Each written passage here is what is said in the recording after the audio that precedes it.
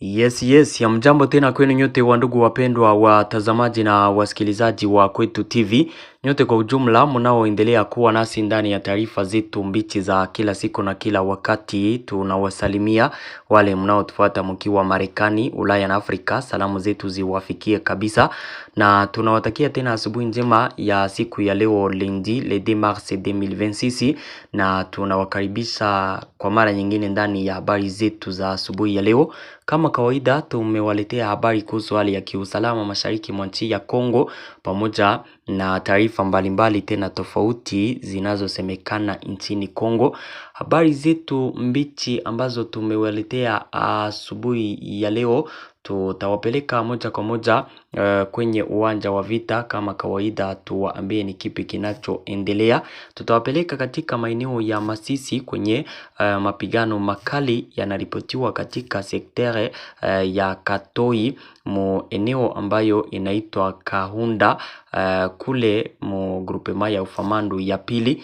Habari zetu tutawapeleka Kisangani. Kisangani tena kulikuwa atake za drone kuile aeroport ya Bangboka ya Kisangani. Ni drone ambazo FARDC iliweza kuzishambulia. Tutawaambia drone hizo zilikuwa zimetokea wapi. Upande mwingine tutawapeleka Shabunda kwenye watu wawili walifariki mkiwemo kiongozi mmoja wa wazalendo baada ya mapigano makali ya makundi mawili ya kizalendo katika eneo ya Bugama. Tutawapeleka katika maeneo tofauti tuwaambie kabisa ni kipi kinachoendelea. Maeneo ya Minembwe huko tutawaambia habari ambazo ziko tofauti na zingine zenye mlipata kumedia tofauti. Kama kawaida ni Kwetu TV ndo channel ambayo mnaifuata, ni channel ambayo inayowaletea taarifa za kweli tena za kuaminika kutoka mashariki mwa nchi ya Kongo. Tunawasihi basi kusubscribe, yani kujiabone ili kukuwa nazipata taarifa zetu zote kwa wakati. Muendelee kusambaza habari hizi kwa walio wengi ziwafikie, na msisahau kujiunga nasi na grupe yetu ya WhatsApp ambapo mtakuwa mkizipata habari zetu zote kwa wakati. Mjiunge nasi mkigusa hapo kwenye titre au mtuandikie kwenye namba hiyo. Bila shaka kabisa mtakuwa mkizipata taarifa zetu zote kwa wakati. Hapo katika maeneo ya Masisi mapigano yanaripotiwa katika eneo ambayo inaitwa Kahunda. Kahunda inapatikana katika eneo ya grupema ya Ufamandu de kwenye waasi wa M23 ndio wenyewe waliatake pale. Mapigano haya yalikuja baada ya siku moja, na katika sektere hiyo ya Katoi kuna ripotiwa mapigano pia na ile eneo ya Katoi Centre pale Katoi Centre na AFC M23 imepakamata. Hizi habari za kukamatiwa kwa AFC M23 kwa eneo ya Katoi na AFC M23 ni za jana. Donc jana njo AFC M23 ilikamata eneo hiyo. Ilikuwa aye mnajua Katoi nayo iko miongoni mwa maeneo ambayo FARDC na wazalendo waliarekipera katika siku chache ambazo zimepita kule Masisi wakati walikuwa maoffensive. Après kupigana sana AFC M23 ikarenforce kuanzia Rubaya, nao wakaanza kuatake, wakaenda na wako na rekipere maeneo tofauti. Jana sasa walipigana na FARDC pamoja na wazalendo katika eneo ya Katoi pale Katoi Centre toujours. Mapigano makali yaliripotiwa pale. Après kupigana sana wazalendo na FARDC wakaondoka pale. Donc AFC M23 ikajengwa FARDC na wazalendo msektere ya Katoi, eneo ya Katoi ile Katoi Centre tena ikakamatwa na waasi wa AFC M23. Eneo ya Katoi apre kuikamata leo sasa njo waliamka na wako nafanya mashambulizi katika eneo ya Kahunda, kijiji ambacho kinapatikana mu grupema ya Ufamandu ya pili toujours pale Masisi, eneo inayopatikana karibu na Katoi. Donc AFC M23 inaendelea kufanya atake kule ili iendelee kuavance, iendelee kusonga mbele.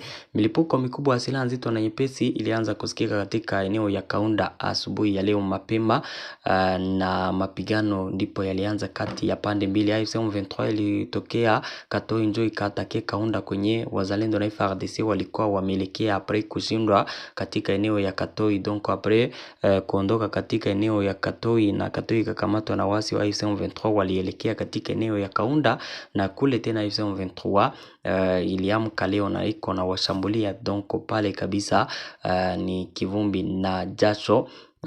AFC M23 na wazalendo kule wako napigana sana. Ni vita ambavyo kwa sasa AFC M23 iko ma offensive, donc wako muatake sana pale. Wako napenda waendelee kuprogresse ya rekipere maeneo ambayo waliyapotezaka katika siku chache, siku kidogo ambazo zimeisha. Donc mwile semaine passée mnajua kulikuwa mapigano makali katika maeneo hayo. Taarifa zetu mbichi tuwapeleke katika eneo ya Kisangani. Kisangani kule ni vile ambayo inapatikana mu province ya Chop. FARDC jeshi la Congo lilitangaza ya kwamba kuliripotiwa atake ya madrone zidi ya aeroport ya Kisangani ile ya Bangboka, na wakati drone hizo ziliatake FARDC iliweza kuzishambulia kwa mbali kabla ya kufika pale mwa aeroport na kuanza kufanya mabombardement kwa aeroport. Taarifa hiyo sasa inasema kwamba siku ya jana dimanche le 1er mars 2025 saa kenda jioni, ndege moja kabisa ya drone ilitokea katika maeneo ambayo mpaka kwa sasa hii FARDC haijajua ni ya wapi tu. Mashine antiaerienne za kuile aeroport zilipata ya kwamba drone inakuja kabisa wakati ilikuwa mkeleke kilometre na aeroport ya Kisangani. Apres zile mashine kupata ile drone zikaishambulia, zikaibombarde kwa na haiyafika pale kwa aeroport. Apres masaa machache saa 12 za jioni ya hapo Kisangani, wakaanza tena kushambuliana na ndege mbili za drone ambazo nazo zilikuwa zimeatakia aeroport ya Kisangani. Hapo hizo drone mbili nazo waliweza kuzishambulia kabla ya ndege hizo kuweza kufikia ile aeroport ya Bangboka pale Kisangani. Kama ukumbusho, drone za kwanza zenye zilishambuliwaka pale Kisangani zilikuwa drone 8 kwa mara ya kwanza. Ni mwezi wa kwanza ambao umeisha, nadhani ya kwamba hizo habari mnazikumbuka vizuri.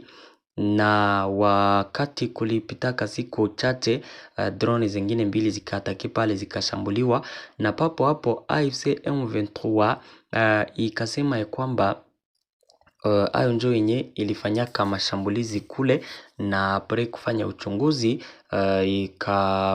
ikatangazwa kwamba ni AFC M23 ambayo ilikuwaka na iko na atake ile aeroport ya Kisangani. Leo tena meme atake ilionekana kule, ndege zikashambuliwa. Donc inamaanisha vizuri ya kwamba ni atake tena ya AFC M23. AFC M23 haijatangaza ama kujigamba hayo ya kwamba tena walifanya atake kule Kisangani. Selo ginsi mnajua vita hivi viko, na selo ginsi walisemaka ya kwamba kwa mara ya kwanza njoo wenyewe walishambuliaka kule na madrone. Donc njoo wenyewe walifanyaka kule atake na drone FARDC kazishambulia. Leo bila shaka hakuna changement tena, wao njoo wenyewe walikuwa na wamefanya atake huko. Mnasikia ya kwamba deja aeroport ya Kisangani nayo iko menase, iko mbali na maeneo yenyewe AFC M23 iko ndani. Ile aeroport iko menase sana kwa sababu deja atake ziko nafanyika kuile aeroport ya Kisangani. FARDC katika maeneo ya Walikale na Masisi ifo wana renforcer securite pale na vifaa vitakavyokuwa vikitumika kazi kabisa ya anga. Donc wakati drone zinatoka swate Walikale Masisi Lubero kwenda kule, mnasikia kwamba zinapitaka wapi? Yulu. Na FARDC ki renforcer machine kule antiaerienne, drone ile ikisha simama swate kama ni Walikale swate kama ni Masisi, deja wataipata wakiwa huko kabla ya kufika kule Muchopo na kuingia kabisa katika Kisangani, ile chef-lieu ya Chopo. Tunaendelea na taarifa zetu. Habari zetu tuwapeleke wapi? Minembwe.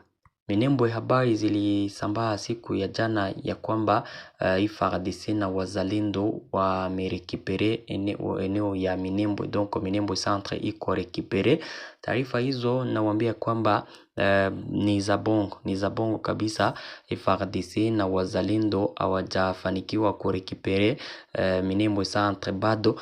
Kuliripotiwa mapigano kule siku ya jana.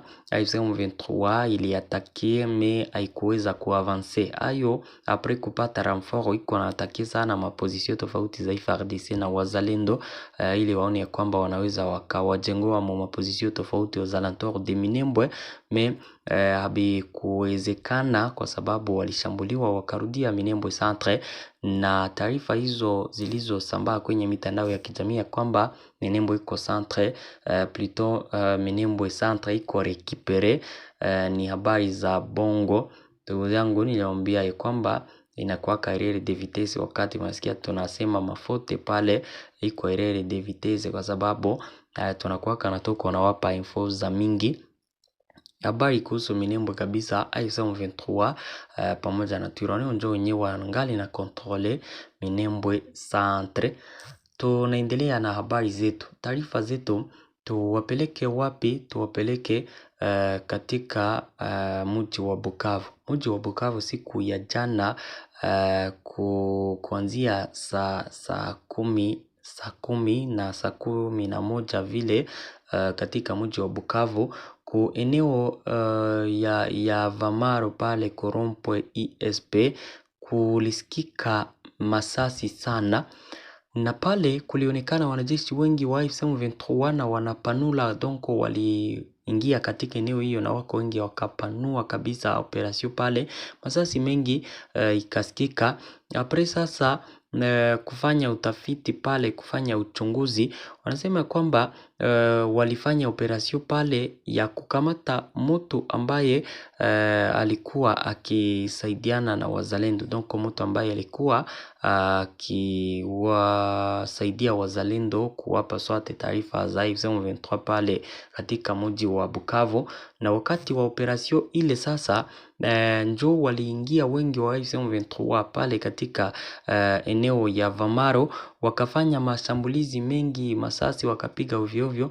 Na habari ambazo zilitufikia papo hapo, kuko mama mmoja ambaye alishambuliwa kwa risasi pale wakati wa kushambulia kiovyo ovyo, na papo hapo akafariki. Na hivyo ni vitendo vya M23 katika mji wa Bukavu. Ikumbusho kwamba ni siku chache tu ambazo zimepita tena na pale Bukavu masasi mengi imesikika, na ni busiku, na ni wanajeshi wa M23 ambao wako na yapiga selo. Habari kabisa kamili kutoka pale. Hali ya kiusalama inaendelea kukua mbaya katika mji wa Bukavu kwenye M23 ina kontrole. Tunaendelea na habari zetu, taarifa zetu. Tuwapeleke kule Shabunda kwenye watu wawili walifariki pamoja na mmoja wa viongozi wa wazalendo. Kiongozi wa kundi la wazalendo anayeitwa Ufamando na kaka yake walifariki katika mapigano na kundi lililoongozwa na Mswahili. Kulingana na vyanzo vya ndani, mapigano haya yalitokea katika kundi la Bamukuba Side katika kijiji cha Biangama, ambapo wanaume wa Ufamando na kaka yake Constante walishambuliwa. Wanaume kabisa wa Mswahili ndio wenyewe waliwaua. Mapigano hayo yaliwakutanisha wanajeshi wa Generale Mswahili aliyejitangaza zidi ya wanaume wa Mufamando. Idadi ya vifo ni hao watu wawili, generale ama kiongozi Mfamando pamoja na kaka yake Constate. Vyanzo vya habari kutoka Shabunda vinaongeza kuwa majeruhi walihamishwa hadi kituo cha Shabunda kwa matibabu, hali iliyozua hofu huko Biangama, kulingana na ripoti za hivi karibuni ambazo zinabainisha kwamba makundi hayo mawili yalikuwa yakipigania katika eneo hilo. Kule kuliripotiwa mapigano kati ya makundi mawili ya kizalendo, kama umenifuata vizuri na umesikia kuwa matokeo ni mabaya. Viongozi wawili wa wazalendo pale walipoteza maisha yao. Ndugu zangu, asante, merci beaucoup. Hizo ndizo habari ambazo nilikuwa nimewaletea asubuhi ya leo. Nawashukuru sana. Tupatane kama kawaida ndani ya habari zifuatazo, donc taarifa mbichi kabisa za mchana wa leo. Munakumbuka kwamba tuliwaambia ya kwamba tutawapatia video ya wanajeshi wa M23 wenyewe walikamatiwa mateka kule Masisi juzi. Ile video hatukutia hapa kumedia, bali tuliitia kugrupe njo kwenye tuliitiaka ile video. Iko siku ya jana njo tuliitiaka ma-après-midi, donc jioni ya jana, na tunazani kwamba mlizifuata habari hizo na kushene kabisa mulizifuata. Merci beaucoup. Basi tupatane katika habari zifuatazo. Asante.